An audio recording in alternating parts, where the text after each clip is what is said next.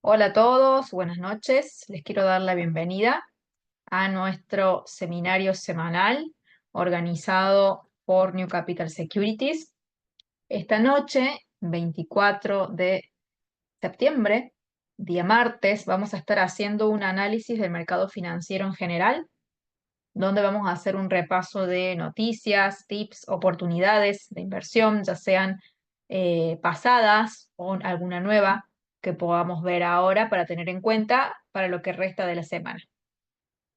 Este es el email de soporte de New Capital, support@newcapital-mediosec.com, y esta es la página oficial, newcapitalsecurities.com, para que tengan estas dos direcciones agendadas y ante cualquier necesidad. Mi nombre es María Emilia Jiménez, soy técnica en gestión financiera y estas son mis redes, las que están abajo, donde publico información interesante y están siempre las invitaciones a todos los seminarios para que puedan participar. ¿Bien? Obviamente voy a estar atenta a todas las preguntas que me vayan haciendo y voy a ir respondiendo a medida que ustedes me vayan escribiendo. Cuando haya algo que no entiendan, me preguntan y lo vemos las veces que sea necesario. Bueno, vamos a empezar entonces haciendo un repaso de nuestro boletín, nuestro informe diario, que es gratuito y que lo distribuye New Capital a todos los mails que estén registrados. Ya en un momento más adelante les voy a mostrar cómo hacer para poder solicitarlo y tenerlo a disposición diariamente. Bueno, aquí en la parte introducción, esta primer parte, están las noticias más relevantes y aquellas que son de un impacto más generalizado en el mercado. Justamente por eso están en esta sección. En este caso, vamos a ver que la primera habla de cómo estaban las acciones europeas y los futuros de las acciones estadounidenses. Es decir, bien temprano, casi en la madrugada, donde Europa estaba cotizando, pero Estados Unidos todavía no. Acá ya estaban mostrando avances. ¿Por qué se fue dando esos avances en los mercados?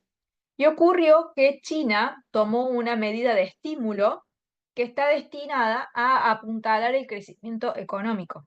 ¿Mm? Entonces lo que se buscaba es dar un mayor apetito a los inversores por activos más riesgosos, por supuesto. Hace tiempo ya que China está con su economía bastante lenta, entonces esto generaba ciertas dudas sobre cómo podría una economía tan grande, de la cual depende casi todo el mundo, de China, al igual que dependen de Estados Unidos, cómo podía pasar algo interesante si China estaba en este escenario tan malo. Entonces, que de a poco vaya apuntalando ese crecimiento económico a través de medidas de estímulo, por supuesto que compensa un poco el pesimismo que estos datos económicos que eran malos iban dando, ¿sí? Es más, hasta Goldman Sachs Group fue advirtiendo sobre la desaceleración de la región y que esto es un riesgo clave para todo el mercado en general, ¿sí?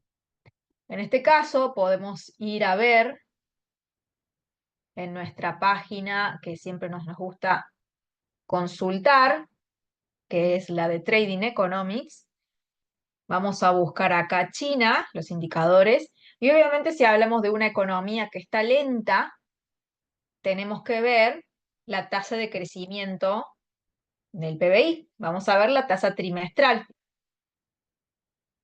Y una economía como China ha tenido obviamente trimestres negativos, como acá. Después fue repuntando, pero como ven, los trimestres vienen medios con muchos vaivenes, con muchos zigzag, lo cual obviamente no es muy bueno. Está bueno que eso de a poquito vaya creciendo y que los trimestres estén bastante lejos de cero. En algunos casos lo están, pero en otros como que se acerca bastante. Entonces ese PBI ya va mostrando una cierta preocupación. Por la parte del PBI anualizado, la situación obviamente es muy diferente, los números son diferentes, en este caso está en un 4,7 más o menos por acá. Entonces el PBI anual ya no es tan alarmante. Hay otros datos que son aquellos que han dado bastante mal o que han venido teniendo obviamente una desaceleración más concreta, que es el tema de los PMIs, que de a poco obviamente siempre se trabaja para que pueda haber una recuperación. Podemos ver, por ejemplo, el manufacturero, el no manufacturero y el de servicios, que en estos casos todos tienen que estar siempre por arriba de 50. ¿M? Y vemos que han tenido periodos de caídas bastante bruscas. Acá podemos ver el sector manufacturero, como de acá, más del 51, pasó acá a menos de 50, ¿sí? Venía creciendo y de repente hace esa caída. Obviamente eso muestra debilidad en este sector. Si después vemos el no manufacturero, también vemos que ha tenido una caída bastante interesante, ¿sí? Este sector. Estos datos son muy importantes porque van al sector en concreto. Y acá el sector de servicios también podemos ver que está bastante inestable. Entonces estos datos, obviamente, van generando preocupación porque China es una gran demandante de productos y servicios del resto del mundo. Entonces, si una economía como esta anda media tambaleándose, genera preocupación en el resto del mercado, por supuesto, porque es una potencia. Más allá de que es una economía emergente, todavía está clasificada como tal, pero es innegable que a nivel fuerza es una potencia mundial. ¿Mm?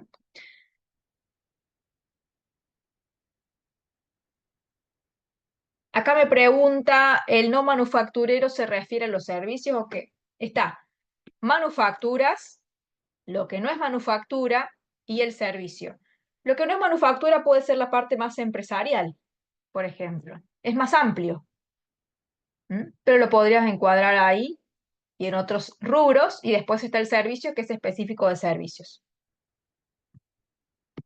¿Sí? Todos, de cierta forma, muestran la salud de una economía. Y en todos vimos que hay caídas bruscas de repente.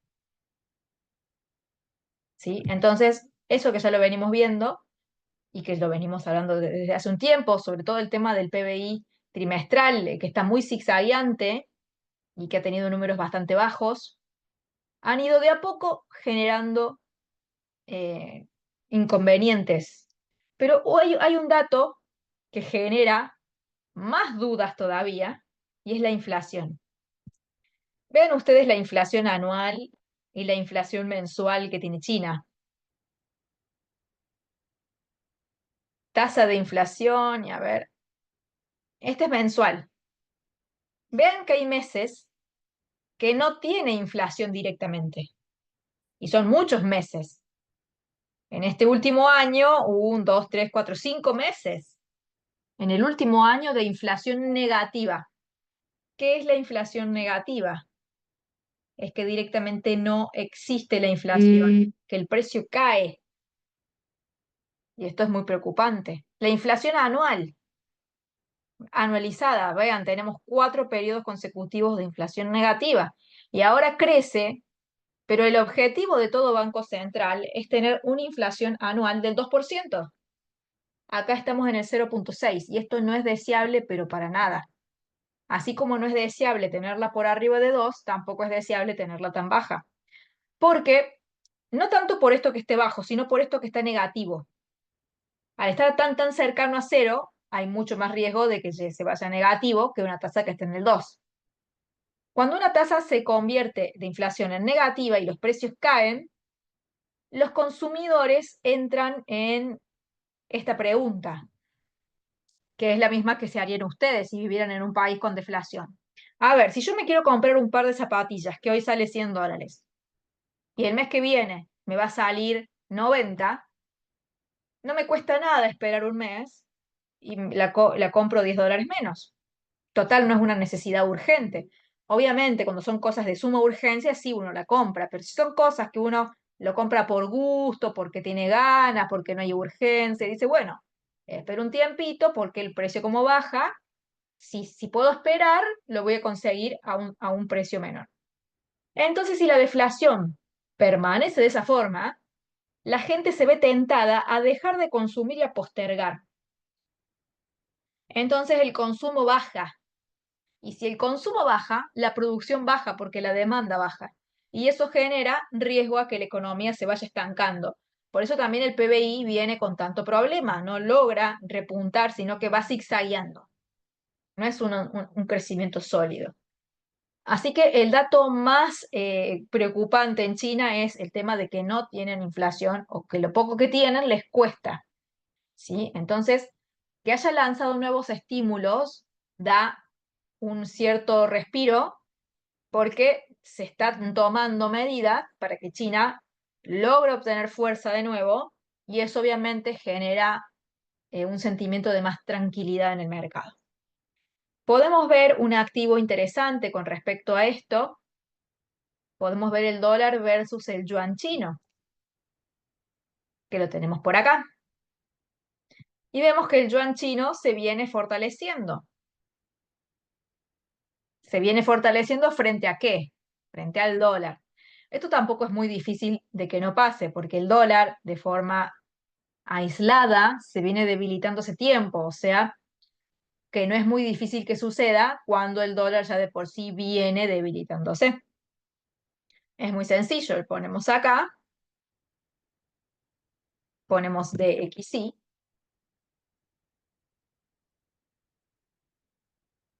y listo. Voy a poner el dólar contra el yuan en negro y el índice del dólar en este color morado. O sea, la caída del dólar viene ayudando a que la moneda china se fortalezca más en términos del dólar. ¿Mm? Más allá de que esta noticia genera más tranquilidad en el mercado. ¿Sí? ¿Por qué más tranquilidad? Porque mientras un país se mantenga fuerte, puede seguir consumiendo, puede seguir demandando productos y el resto de los países que son sus socios comerciales van a seguir vendiendo sus productos como siempre. Ahora, si China entra en una recesión o en un estancamiento, la demanda de productos ya no va a ser tal. ¿Sí? Entonces, es por eso que el mercado de hoy celebró estas medidas de China. ¿Sí?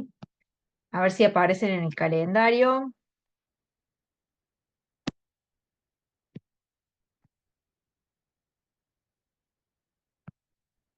o si estaban, a ver, porque a veces no aparecen acá las de China. A veces sí, a veces no. Si no, lo podemos ver desde acá también.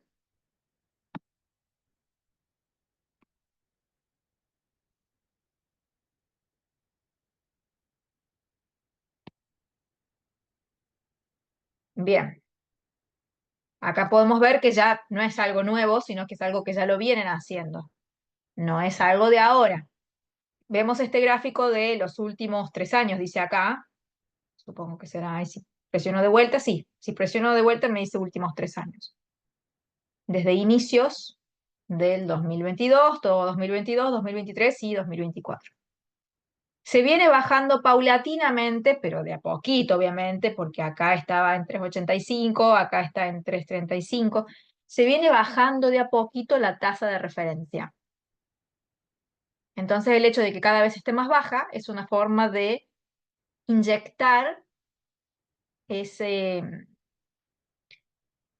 ¿cómo podemos decir? Esas medidas expansivas para poder dejar atrás estos problemas de deflación que aparecen de vez en cuando. ¿Sí? Bueno, eso fue uno de los primeros temas que generó entonces que las bolsas del día de hoy estén un poco más tranquilas. Vamos a ver las bolsas ya que estamos.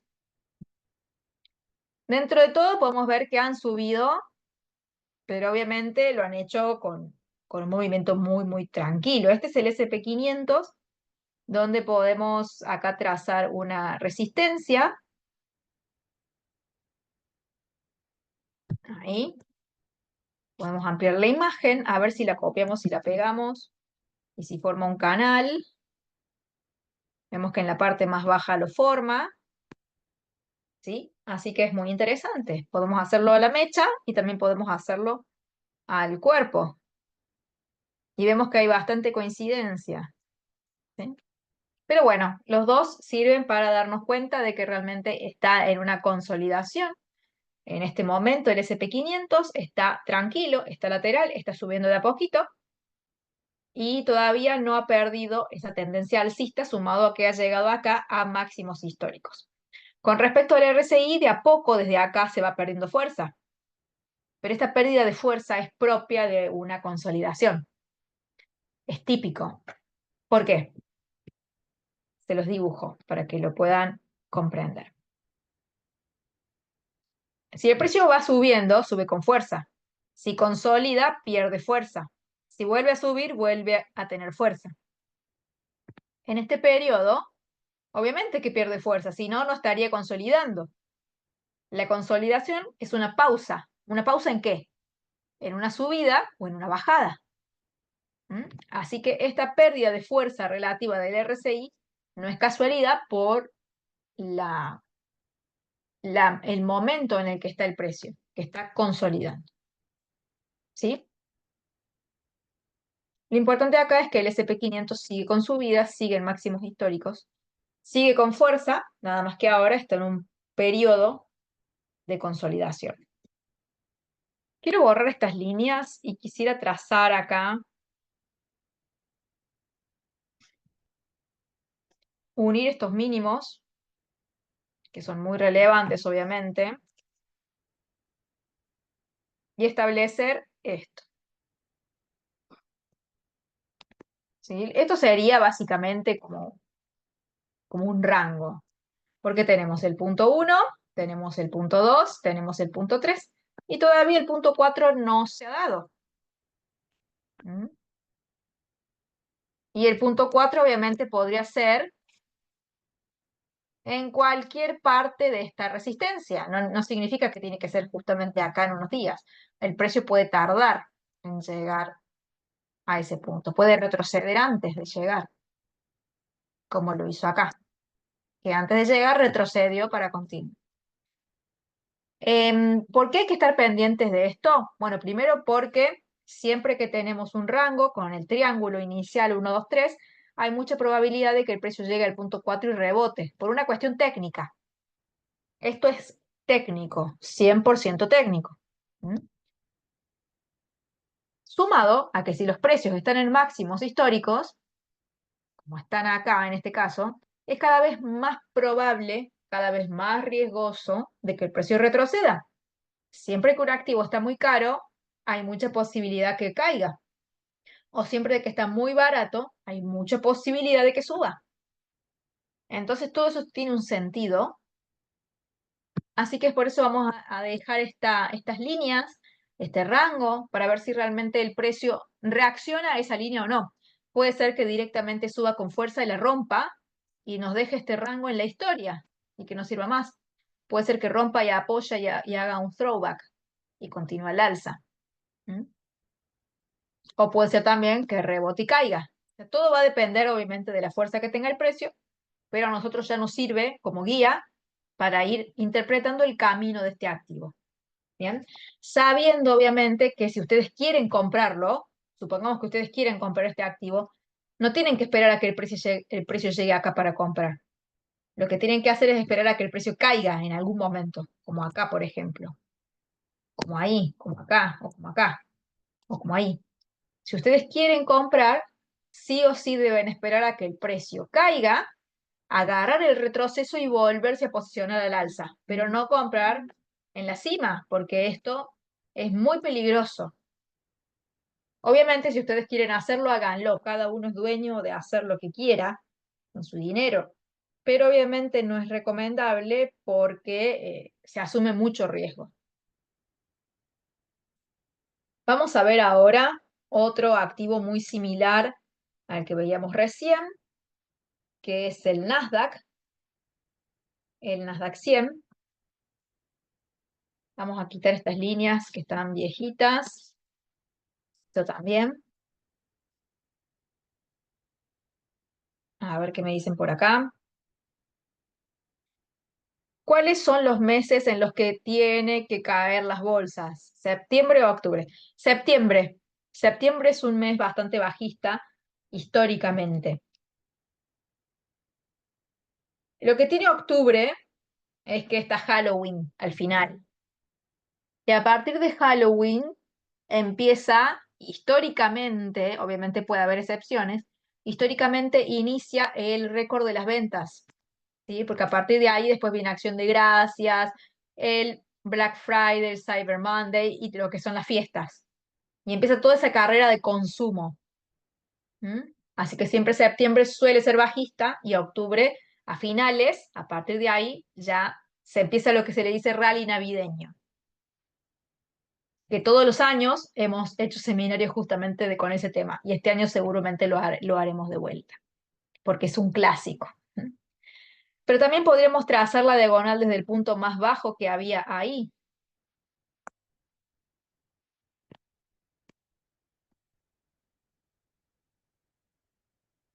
Si es acá, se nos va muy, muy atrás.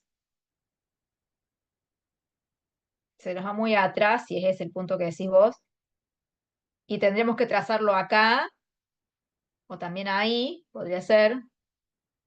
Es una opción, sí, también.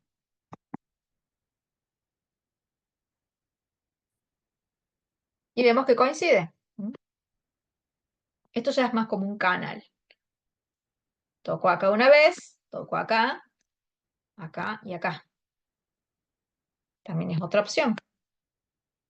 ¿Mm? Entonces, si ustedes ven que el precio, o sea, esta otra inclinación se va a tomar en el caso de que ustedes vean que el precio rompa y siga al alza. Si rompe y sigue al alza, la próxima resistencia sería esta línea. La próxima resistencia a tener en cuenta para un posible rebote hacia la baja. O para una posible toma de ganancia. Supongamos que alguno de ustedes compró acá o acá o acá en algún retroceso y todavía no vendió. Entonces puede esperar acá para ver de tomar beneficio o puede esperar aquí para tomar beneficio. Sirven para eso justamente. Los inversores los usan mucho para irse del mercado. ¿Cuál opción resulta mejor? Y no podemos saber, lamentablemente. A mí me gusta más esta porque es más nueva, simplemente. Y siempre por ahí lo más nuevo, el mercado va cambiando. El mercado permanentemente cambia de ángulo y siempre suele ser más confiable el más nuevo, pero no podemos saber cuál va a ser la más confiable. Hay que dejarlas y ver, y el precio mismo te va a decir. El precio te va a decir si frena en una o frena en otra o no frena en ninguna, capaz que no frena en ninguna. Está bueno dejarlas a las dos como posibles referencias, pero sabiendo que siempre lo que está pasando al último es al ser lo más nuevo, muestra las últimas modificaciones que hizo el precio. Lo que viene de más atrás es más posible que cambie, porque está más viejito.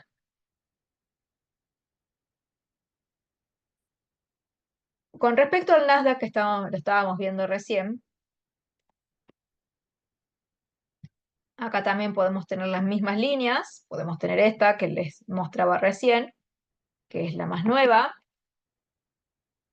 nada más que acá el precio todavía le falta un montón para llegar a este punto 4, muy mucho le falta, o si no podemos hacer también la que nos propone Alexandra, que está acá, y hay que ver si coincide, obviamente, si en el SP500 coincidía, puede ser que acá no, ven, y acá no, no tanto, ya acá no es tan interesante.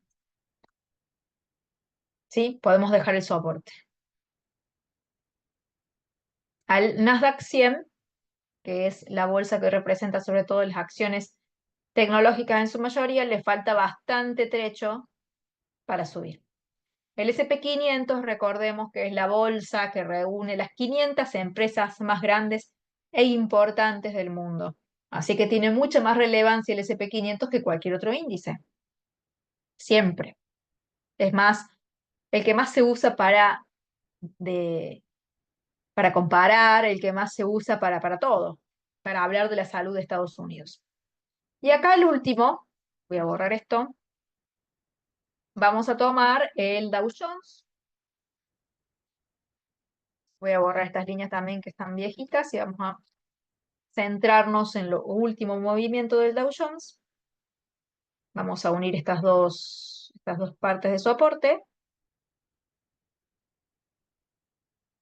A ver, ahí más prolija.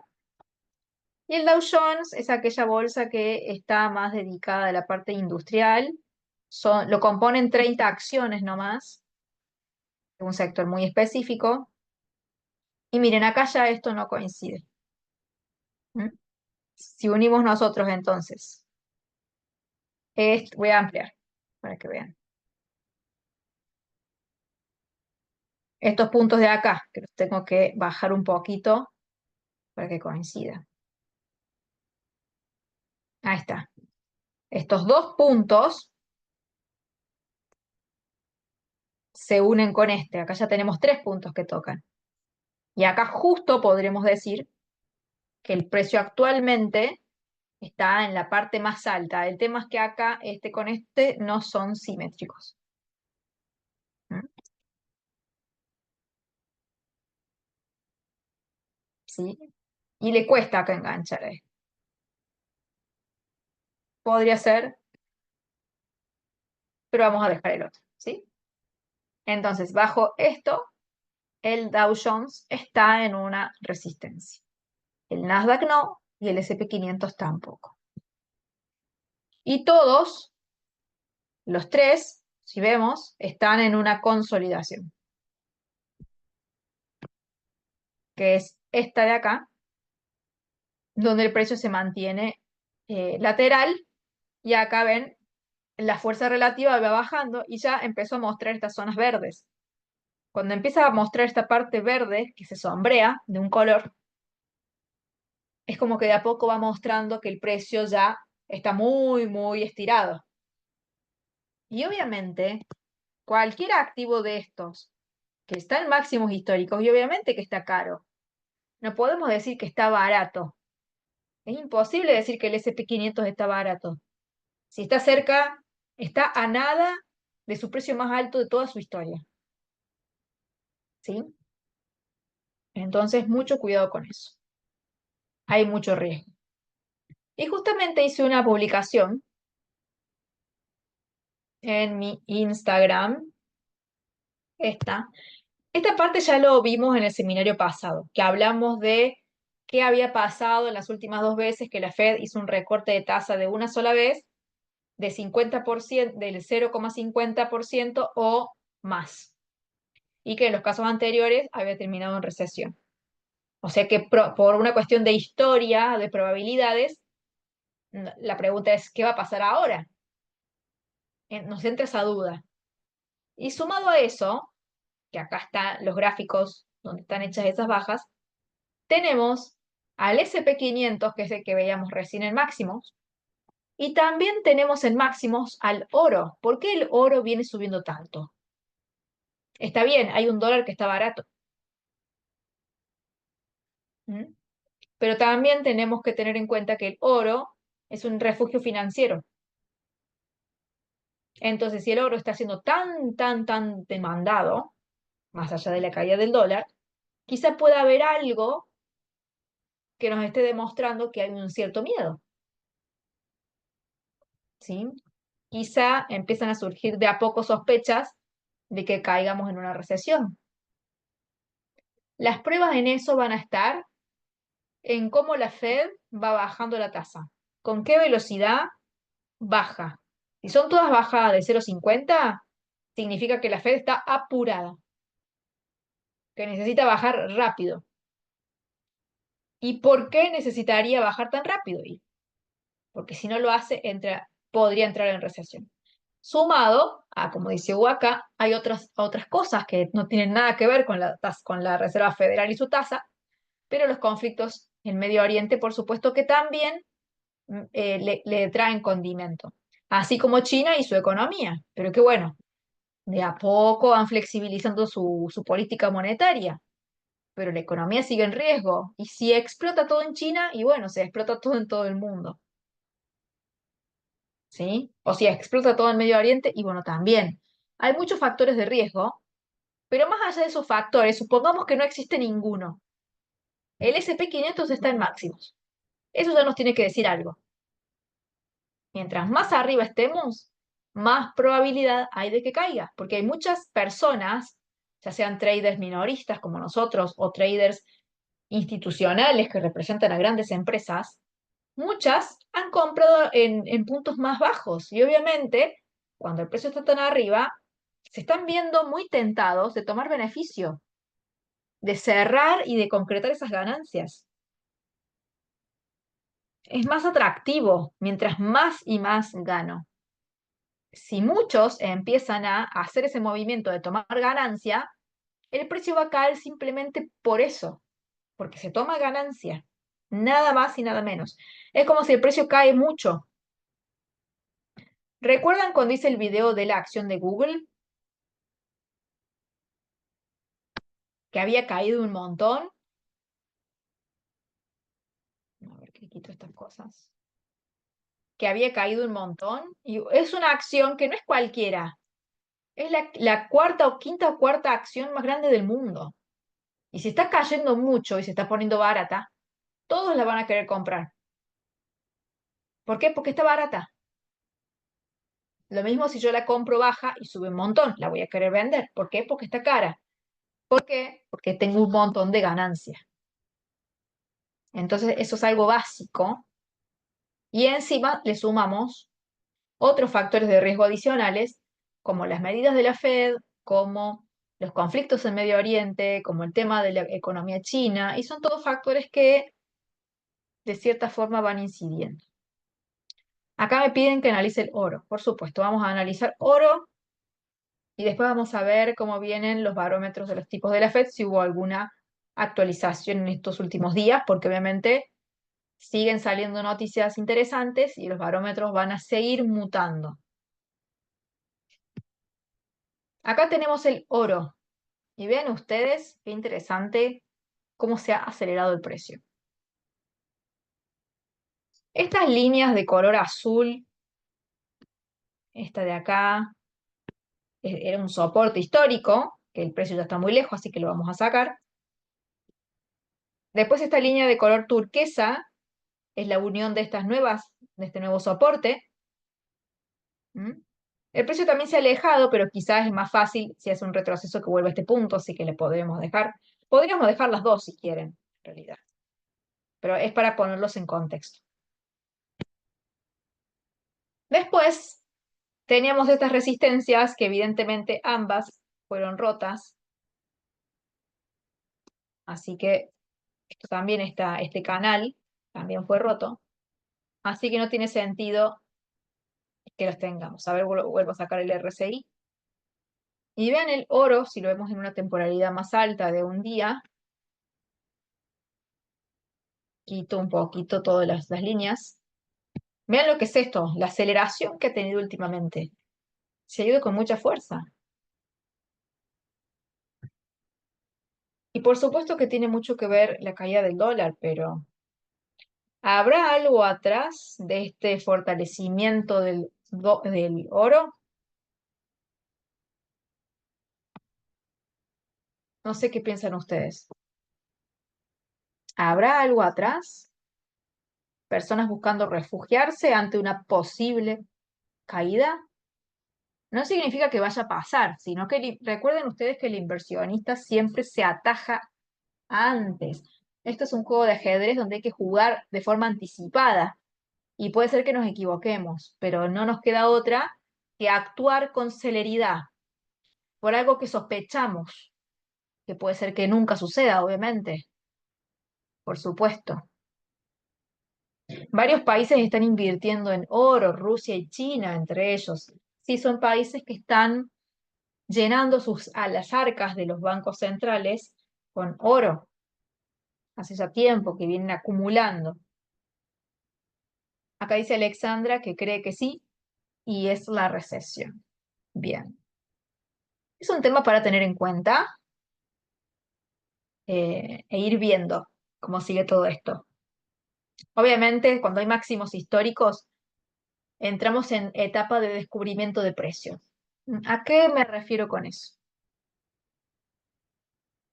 Vamos a hacerlo bien sencillo. Vuelvo a poner acá. Supongamos que el precio está cayendo y están todas estas líneas de soportes. Cae, cae, cae y sigue rompiendo y rompe soportes y rompe y rompe y rompe. Y llega un momento que ya no tenemos más soportes de referencia. Entonces entramos en una zona de descubrimiento de precios porque no tenemos de dónde agarrarnos para analizar.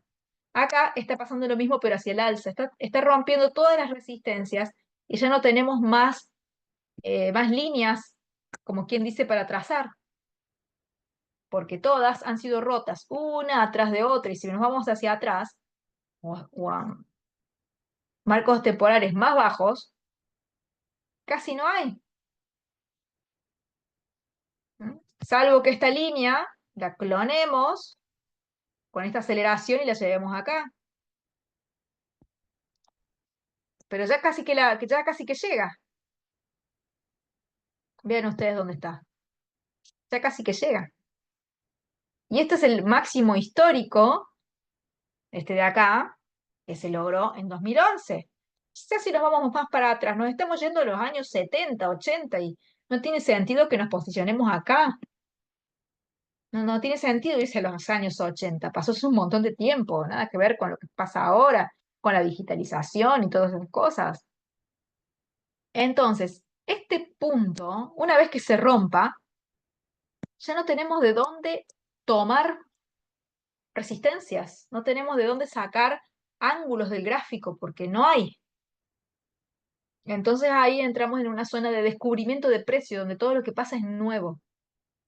Estas líneas verdes que puse acá en 2900 y en 3000 es porque una persona me preguntó si el precio del oro podía llegar a esos precios. Y yo le dije que por supuesto que puede ser que llegue. ¿Sí?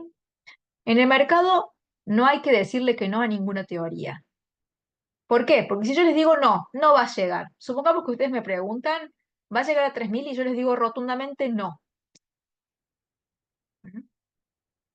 ¿Y qué pasa si el precio del oro hace un retroceso? Ustedes toman posición de compra, por ejemplo, acá, a los 2300, y el precio ahí sí se va a los 3000. Como yo les dije que no, entonces ustedes se pierden la posibilidad de que una compra les llegue hasta ahí. ¿Sí? A mí por eso no me gusta decir va a pasar esto o va a pasar esto otro, porque primero no lo sé, ni yo ni nadie lo sabe.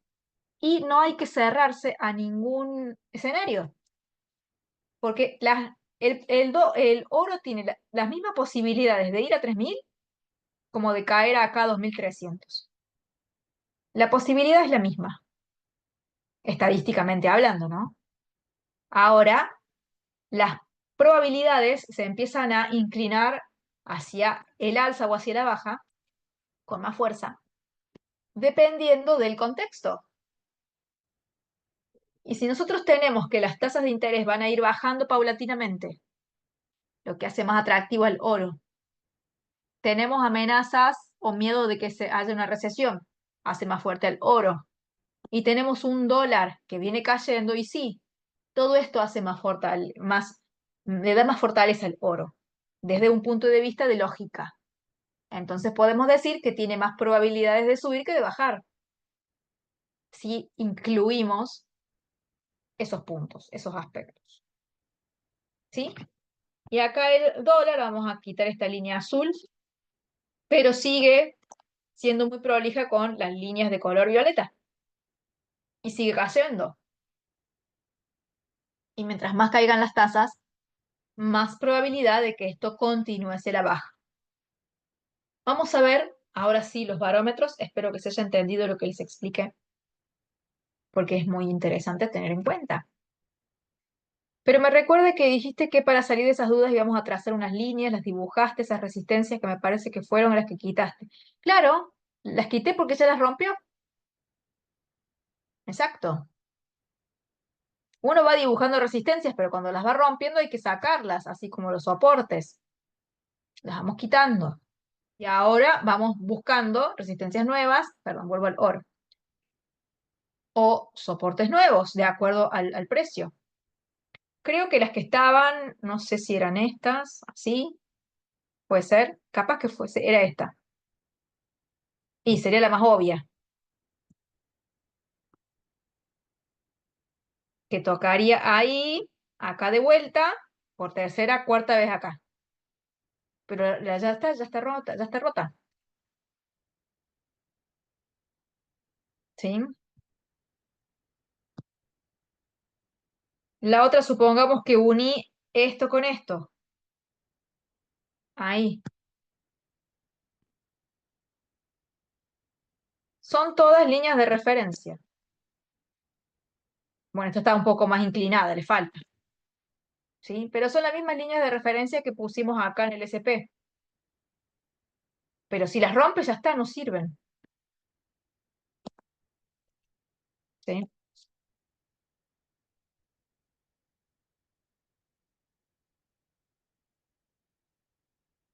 Sí, esa vez le dijiste eso al muchacho. Claro, sí, me acuerdo que fue un chico que me preguntó. em, Justamente sobre los precios, si podía. Perdón. Ahí comparto de vuelta la pantalla, se me fue.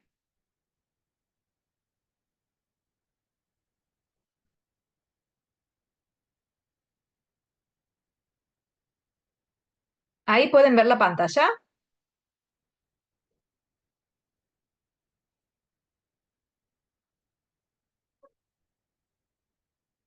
Sí, bárbaro. Perfecto. Bueno, entonces, a medida que el precio va tomando una dirección, ya sea alcista o bajista, uno tiene que ir trazando escenarios. Porque esta persona, no recuerdo su nombre, me preguntó justamente si el precio podía llegar a estos puntos. Entonces trazamos esas resistencias para ver si lo podía hacer y más o menos en qué fecha. Porque uno puede decir, a ver, ¿cuándo el precio podría llegar, por ejemplo, a los 2.713? No te puedo decir mañana, pasado mañana o la semana que viene, pero podemos saber que está cerca y si el precio sigue en la misma dirección y con la misma fuerza, la probabilidad sería, por ejemplo, en 2 días o 3, si el precio sigue con la misma aceleración que ahora. Bien, es más o menos para guiarnos, orientarnos, pero esas resistencias ya fueron rotas, por eso las sacamos. Exactamente fue eso. Bien, ahora sí vamos al barómetro de tipos de la Fed, porque en noviembre, el día 7, tenemos la próxima decisión. Recordemos que ahora las tasas están en 5% y ya casi el 57% de los votantes ven que la tasa estaría en 4,50. Básicamente que la bajarían 50 puntos básicos más.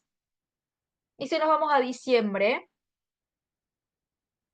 tenemos que el 49% de los votos, lo que es una mayoría interesante, habla de que la tasa estaría en 4,25, lo que supone una caída de 25 puntos básicos desde noviembre.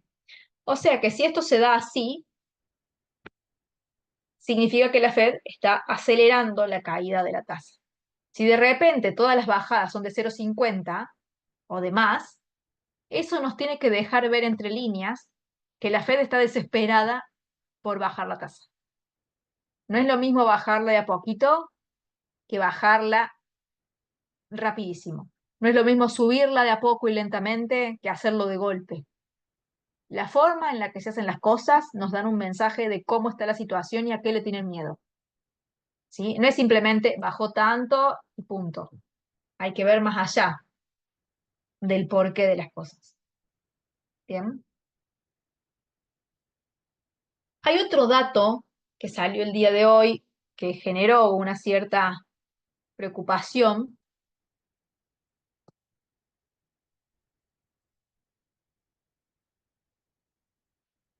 que es la confianza del consumidor de Estados Unidos. Un dato muy esperado. Vamos a ver el historial. Vamos a ver primero el dato, obviamente, el dato de hoy. Perdón, ahí está. El anterior estaba en 105,6, se esperaba una caída a 103,9 y terminó siendo 98,70. Obviamente es una caída en la confianza del consumidor bastante abrupta, mucho más grande de lo esperado. ¿Mm? Podemos ver, por ejemplo, en los últimos 2 años que esto ha ido y ha venido. ¿Sí? Es más, a ver, lo voy a buscar acá directamente porque esta página mucho no me gusta.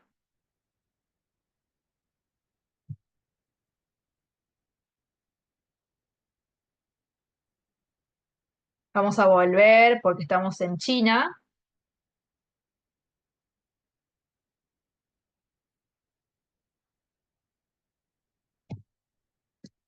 Consumidor, confianza del consumidor, pero de Conference Board es. No tenemos esta, porque es quien la elabora. Esta dio 98. Vamos a buscar el número 98,70, a ver si lo encontramos. Si no, vamos acá.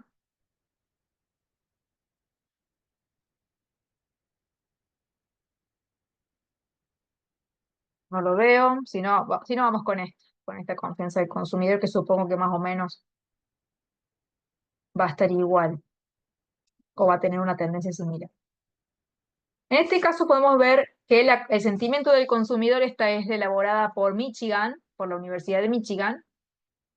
Vemos que también ha tenido unas caídas interesantes. Que el consumidor tenga menos confianza es justamente porque tiene dudas del camino de la economía. Yo como consumidora de mi país, de mi ciudad, puedo verme muy animada a salir a hacer mis compras o puedo tener miedo. Y ese miedo me puede generar tener conductas que no sean las habituales y que si todas las personas las tenemos, se distorsiona el consumo. No es lo mismo tener miedo a que la moneda de tu país se devalúe con fuerza, porque ya lo viene haciendo y tenés miedo a que se devalúe mucho más. Entonces, por miedo a perder mucho poder adquisitivo, la gente sale como loca y se compra todo, porque no quiere tener dinero, prefiere comprarse cosas, lo que sea, aunque no le haga falta, con tal de no tener un dinero que pierda valor en su casa. Esa conducta es propia de un sentimiento muy negativo del consumidor y ante un escenario inflacionario te genera más inflación, te distorsiona más, porque el sentimiento del mercado, del consumidor, influye un montón en el mercado y te perjudica.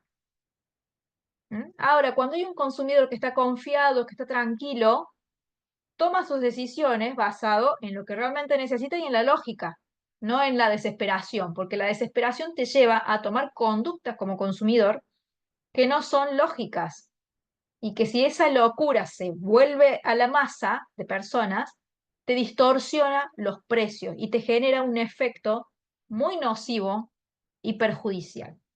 ¿Mm? Entonces es por eso que esta confianza del consumidor específica, acá les estoy mostrando la de la Universidad de Michigan, pero la que se publicó hoy, que también fue mala, es elaborado por este organismo, donde acá ya tenemos una caída bastante intensa, mucho más de lo esperado, y esto obviamente habla mal de la economía, porque el consumidor no se siente con tanta confianza. Mientras más bajo esté este número, significa que más va cayendo la confianza de los inversores, de los consumidores, disculpen, en esta economía. Es por eso que es importante. Vamos a ver qué datos tenemos para el resto de la semana para estar atentos. Ya pasó el martes, vamos a ir a mañana a ver qué tenemos. Tenemos la tasa de desempleo de zona euro, el ADP o cambio de empleo no agrícola de Estados Unidos, que es un dato muy interesante. ¿Por qué estoy acá? Disculpen. No, me parecía porque este dato no es de ahora. Disculpen. Apreté mal. Apreté la otra semana. Nada que ver. Empezamos de vuelta. Vamos para el miércoles. ¿Sí? Acá tenemos las ventas de viviendas nuevas, los inventarios de petróleo para aquellos que estén sumergidos en el mercado del petróleo. Después, para los que operan el franco suizo, está la decisión de tipo de interés que se espera que la bajen a la tasa.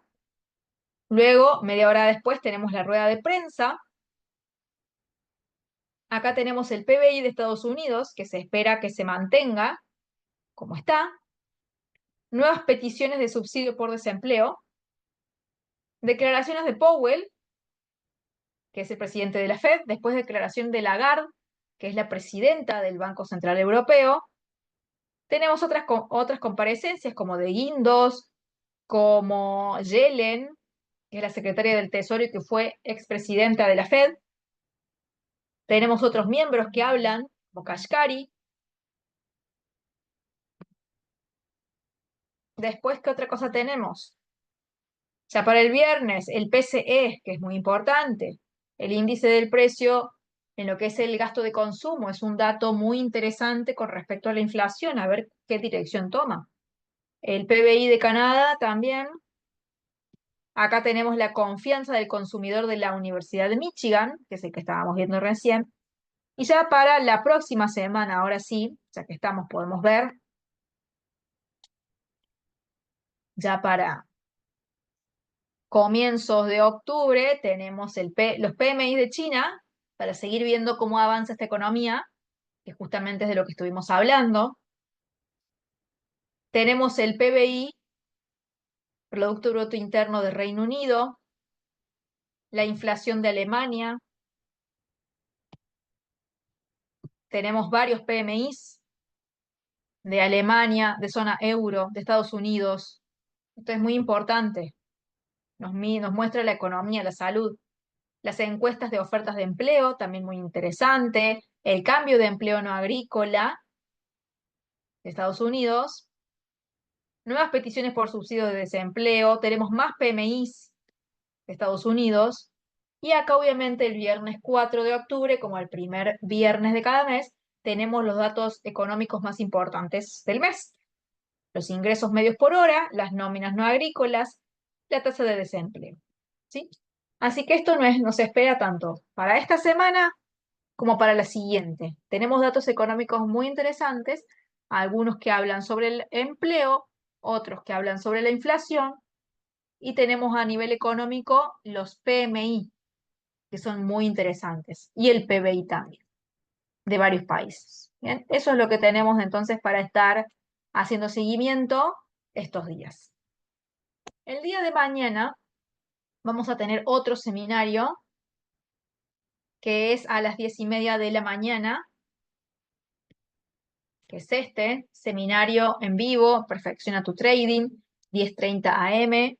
Están todos invitados a poder participar. Si no pueden, se graba y lo pueden ver después, grabado, ¿sí?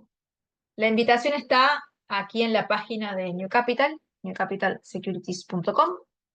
Van bajando y acá en la parte de suscripciones está acá el seminario para darle clic a participar y poder recibir el link para participar mañana, ¿sí? Si no, también lo hacen con el mismo link que usaron ahora.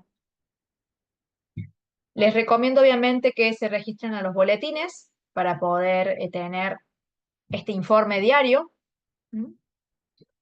Que nos quedamos en el primer punto, pero básicamente después vuelve a hablar de China, acá habla del rendimiento de los bonos del tesoro, del dólar australiano y la reacción a la tasa de interés.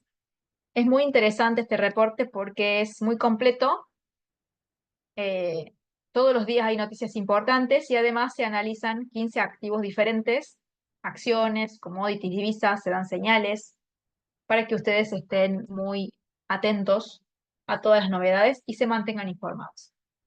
Después, les sugiero que obtengan una cuenta demo haciendo clic aquí, les va a llegar un link y ustedes van a poder descargar e instalar esta plataforma, MetaTrader 4 o 5 también, em, para que la empiecen a utilizar y puedan empezar a aprender, a practicar sin arriesgar dinero, porque son plataformas de demostración.